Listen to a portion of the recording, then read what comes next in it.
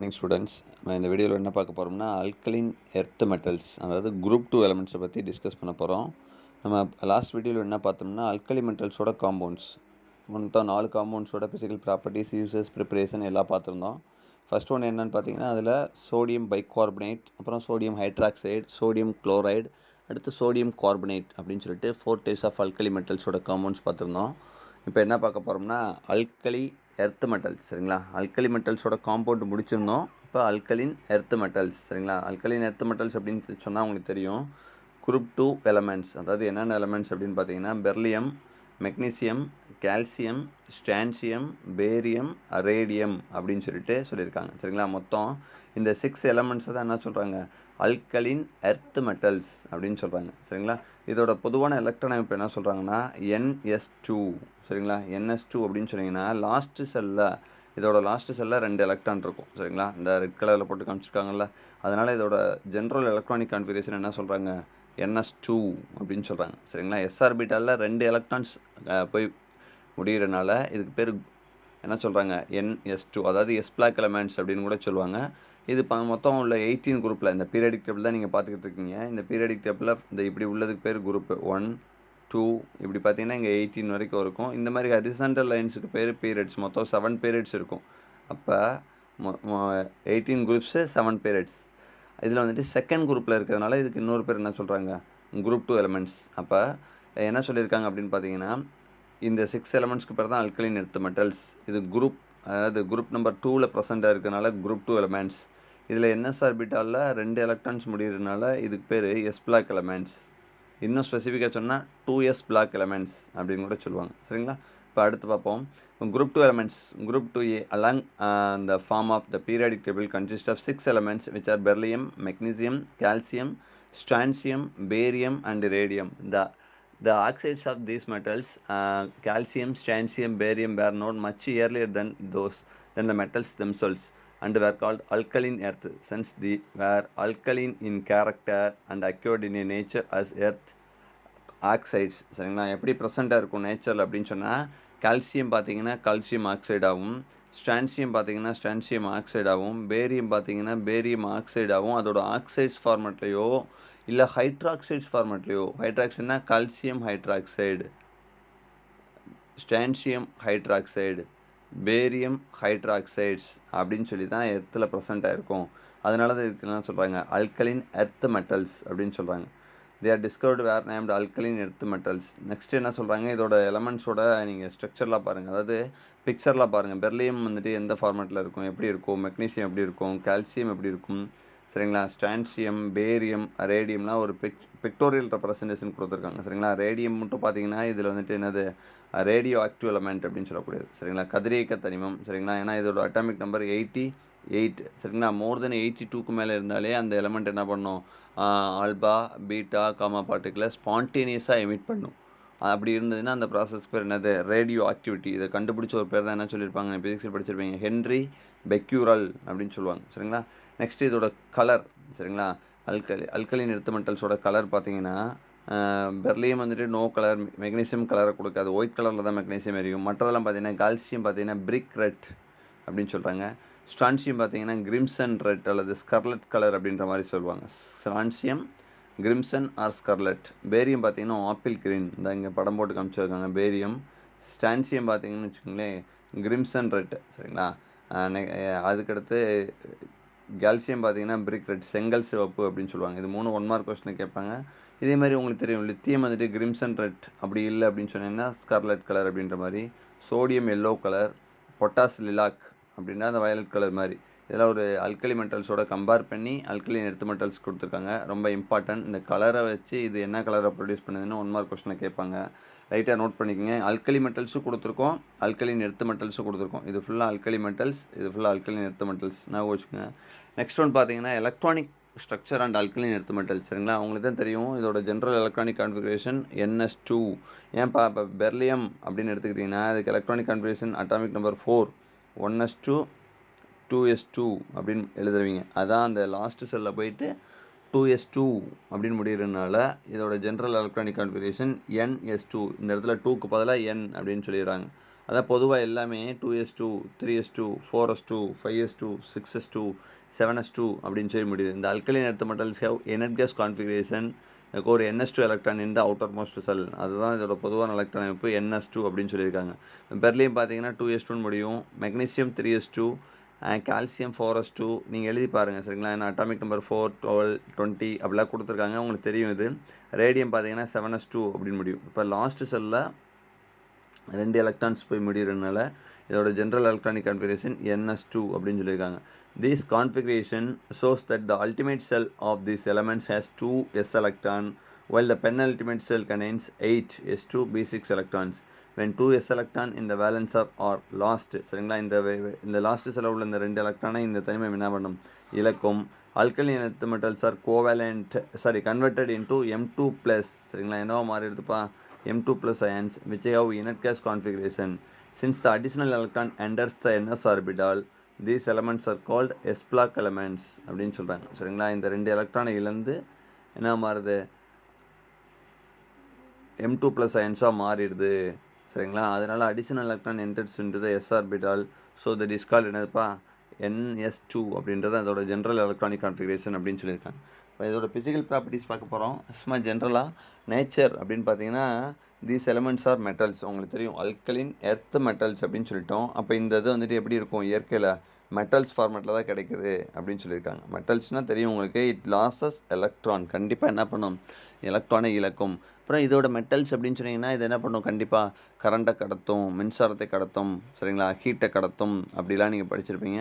அப்புறம் பார்த்தீங்கன்னா பளபளக்கும், ஈஸியாக இருக்கும், கடினமாக இருந்தாலும் உடைக்க முடியும் அப்படிலாம் படிச்சிருப்பீங்க. அப்போ மெட்டல்ஸ் அப்படின்னு சொன்னால் அதோட ஃபிசிக்கல் ப்ராப்பர்ட்டி பார்த்துக்குங்க.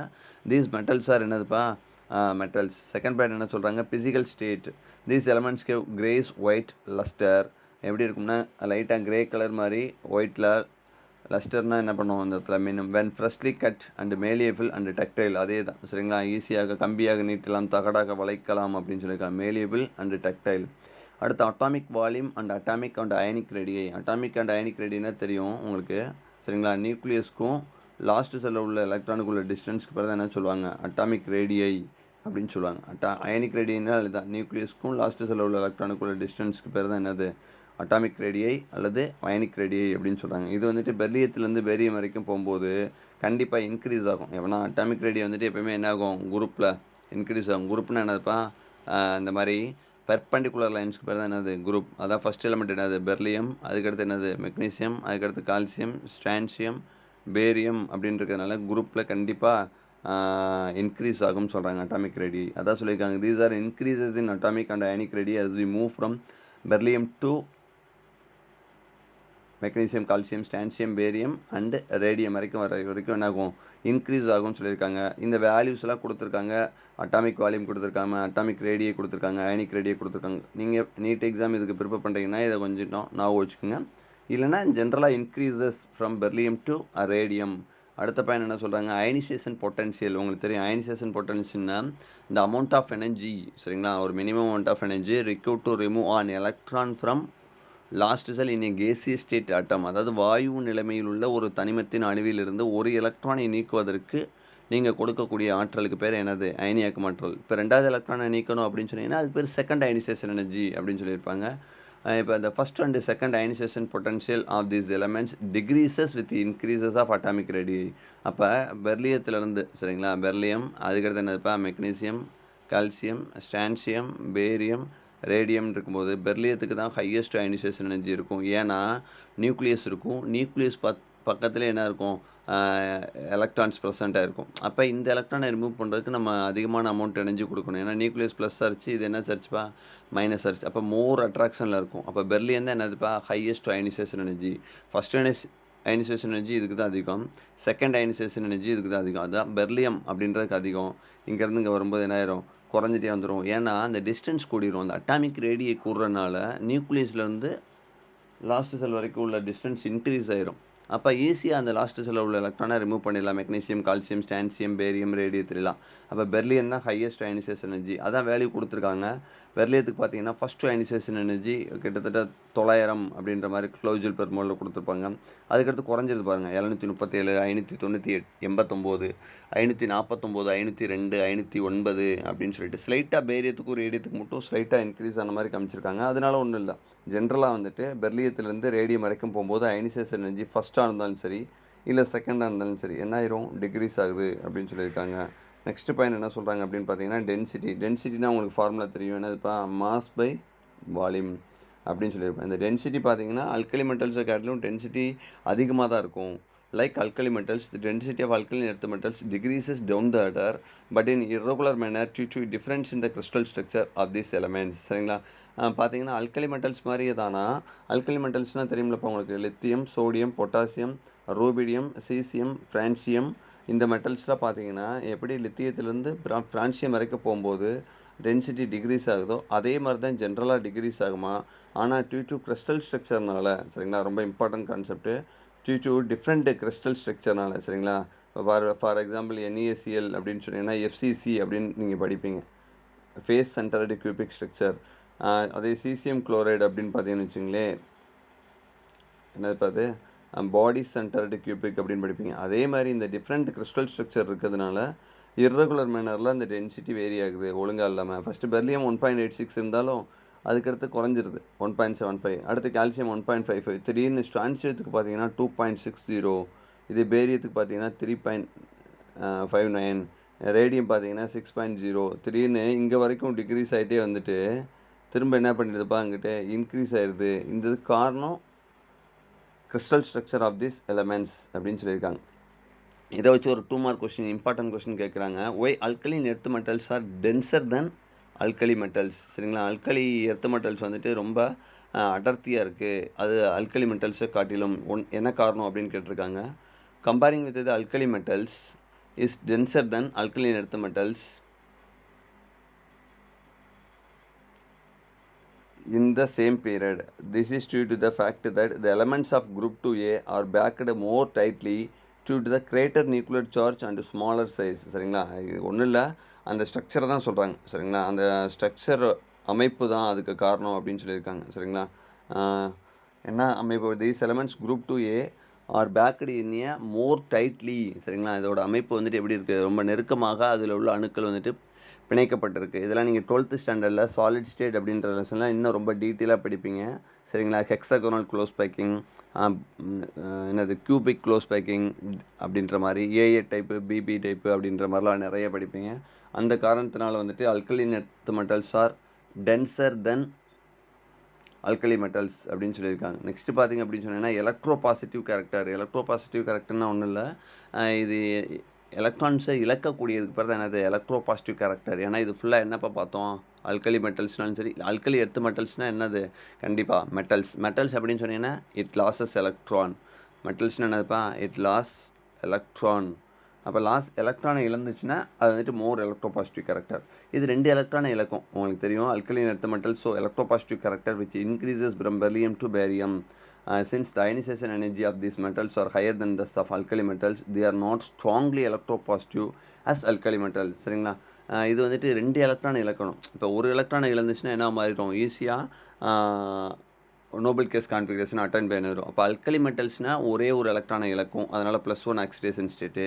இது அல்கலின் எர்த் மெட்டல்ஸ் 2 எலக்ட்ரானை இழக்கிறதுனால இதுதான் வந்துட்டு என்னதுப்பா ஸ்ட்ராங், இதுதான் என்னது ஸ்ட்ராங் எலக்ட்ரோ பாசிட்டிவ் கேரக்டர். இது கொஞ்சம் அதை காட்டி கம்பேர் பண்ணும்போது லெஸ் எலக்ட்ரோ பாசிட்டிவ் கேரக்டர் அப்படின்னு சொல்லி ஒரு சின்ன குழு கொடுத்துருக்காங்க. அடுத்து எலக்ட்ரோ நெகட்டிவிட்டி, உங்களுக்கு தெரியும், எலக்ட்ரோ நெகட்டிவிட்டி அப்படின்னா உங்களுக்கு தெரியும் என்னதுப்பா, ஒரு எலமெண்ட் வந்துட்டு அல்லது atom or ion attract a shared pair of electrons. எத்தனை electron, shared pair of electrons. shared pair of electronனா 2 எலக்ட்ரானை தன் பக்கத்தை வாங்கி கொள்ளக்கூடிய திறன். சரிங்களா, attract a shared pair of electron towards itself. சரிங்களா, 2 எலக்ட்ரானை வாங்கி கொள்ளக்கூடிய தன்மைக்கு பேர், அதாவது கெயின் ஆஃப் எலக்ட்ரான் தான். இன்னும் ஸ்பெஷலாக சொன்னோம்னா shared pair of electron from towards itself அப்படின்னு சொல்லியிருக்காங்க. அப்போ 2 எலக்ட்ரானை ஏற்றுக்கொள்ளக்கூடிய பண்புக்கு பேர் என்ன சொல்கிறாங்க, எலக்ட்ரோ நெகட்டிவிட்டி அப்படின்னு சொல்கிறாங்க. இப்போ electronegativity of decreases from beryllium to radium அப்படின்னு சொல்லியிருக்காங்க. சரிங்களா, பெர்லியத்துலேருந்து ரேடியம் வரைக்கும் போகும்போது கண்டிப்பாக இந்த இது எலக்ட்ரோ நெகட்டிவிட்டி வேல்யூ டிக்ரீஸ் ஆகுது. வேல்யூ கூட கொடுத்துருக்காங்க. பெர்லியத்துக்கு பார்த்தீங்கன்னா 1.5, மெக்னீசியம் 1.20, 1.2 தான், 1.5, 1.2, இது 1, இது 1, அடுத்து 0.9, 0.97. இந்த பேரியம் ரேடியம் மட்டும் தான் ஸ்லைட்டாக இன்க்ரீஸ் ஆகுது. அது நம்ம எங்கேயும் பார்த்தோம்னா அயனைசேஷன் எனர்ஜிலையும் கூட பார்த்தோம். சரிங்களா, அதே மாதிரி டென்சிட்டிலையும் கூட பார்த்தோம். நீங்கள் லைட்டாக செக் பண்ணிக்கோங்க. சரிங்களா, அயனைசேஷன் எனர்ஜி, டென்சிட்டி, இதுக்கு மட்டும் எல்லாமே வேரி ஆகுதுன்னு பார்த்தோம். அடுத்த பாயிண்ட் என்ன பார்க்க போகிறோம்? Melting and boiling point. Melting பாயிண்ட்னா தெரியும் உங்களுக்கு. சரிங்களா, உருகு நிலை அப்படின்னு சொல்லுவாங்க.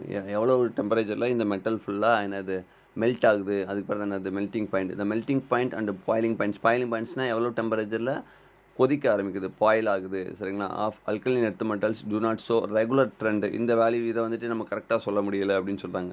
they are however higher than alkali metals காட்டிலும் இது higher melting point, higher boiling point இருக்குது. this is because of 2 valence electron and they are strongly bonded in the solid state than alkali metals. ஏன்னா இதோட alkali மெட்டல்ஸில் பார்த்தீங்கன்னா வேலன்ஸில் ஒரே ஒரு electron இருக்கும்.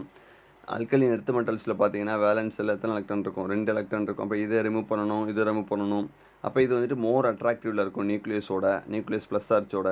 அப்போ இது ரெண்டையும் நீங்கள் ரிமூவ் பண்ணணும்னா அதிகமான அளவுக்கு நீங்கள் என்ன பண்ணணும்? ஹீட் எனர்ஜி கொடுக்கணும். அதான் மெல்ட்டிங் பாயிண்ட் அதிகம், பாயிலிங் பாயிண்ட் அதிகம் அப்படின்னு சொல்லியிருக்காங்க.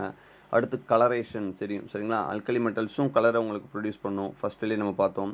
அல்கலின் எர்த் மெட்டல்ஸும் என்ன பண்ணும்? கண்டிப்பாக கலரை ப்ரொடியூஸ் பண்ணும். இதுக்கு எப்படி என்ன காரணம் அப்படின்னு பார்த்தீங்கன்னா, in a flame test the electrons absorb energy. அதாவது அந்த அல்கலி மெட்டல்ஸ் லைக் கால்சியமோ இல்லை ஸ்டான்சியமோ இல்லை பேரியமோ நீங்கள் என்ன பண்ணுறீங்க? இந்த மெட்டல்ஸோட இந்த மெட்டல் சால்ட்டோட நீங்கள் என்ன பண்ணுறீங்கன்னா HCl போட்டு நீங்கள் பேஸ்ட் பண்ணிவிட்டு இந்த மிக்சர், அந்த பேஸ்ட் மாதிரி பண்ண மிக்சரை நீங்கள் எடுத்துகிட்டு ஃபங்க்ஷன் ஃப்ளேமில் ஹீட் பண்ணுறீங்க. அதுதான் சொல்லியிருக்காங்க. ஹீட் பண்ணும்போது இந்த எலக்ட்ரான்ஸ் அப்சார்ப்ஸ், இந்த லாஸ்ட் செல்லில் 2 எலக்ட்ரான் இருக்கும்ல, இதோட பேலன்ஸ் என்னதுப்பா? 2. அப்போ என்ன பண்ணும்? The absorbs energy and excited to higher energy level. அப்போ இந்த 2 எலக்ட்ரானும் ஹீட் எனர்ஜி எடுத்துக்கிட்டு இங்கே உள்ள 2 எலக்ட்ரான்ஸ் மேல் நோக்கி போகும், இங்கே உள்ள 2 எலக்ட்ரான் எங்கே போகும்? இங்கே போயிடும் அப்படின்னு சொல்கிறாங்க. when returning to lower energy state, திரும்ப இதை கூல் பண்ணும்போது இது என்ன பண்ணும்? இதே ஒரிஜினல் ஸ்டேட்டுக்கு இங்கே உள்ள எலக்ட்ரான்ஸ் வர பார்க்கும். சரிங்களா, excited to higher energy level. when returning to lower energy level they give out extra energy which appears as visible light. சரிங்களா, எவ்வளோ அவுண்ட் ஆஃப் எனர்ஜி எடுத்துச்சோ சரிங்களா அதுக்கு ஈக்குவலாகவோ இல்லை அதுக்கு லெஸராகவோ என்ன பண்ணும்? அந்த இதை என்ன பண்ணும்? அந்த எனர்ஜியை ரிலீஸ் பண்ணும். அதுதான் நம்மளுக்கு விசிபிள் ரீஜனில் நம்மளுக்கு கலராக தெரியுது அப்படின்னு சொல்லியிருக்காங்க. பெர்லியமும் மெக்னீசியம் பார்த்தீங்கன்னா do not give any colour on the flame. ஆனால் கால்சியம் பார்த்தீங்கன்னா பிரிக் ரெட் கலர் அப்படின்னு சொல்லியிருக்காங்க. நெக்ஸ்ட் என்ன சொல்கிறாங்க அப்படின்னு பார்த்தீங்கன்னா ஸ்டான்சியம் கிரிம்சன் ரெட்ஸ் அப்படின்னு சொல்கிறாங்க. Barium apple green. இது ரொம்ப ரொம்ப இம்பார்ட்டன்ட், ஒரு மாதிரி கொஸ்டினில் கேட்பாங்க. சரிங்களா, ஆப்பிள் கிரீன்.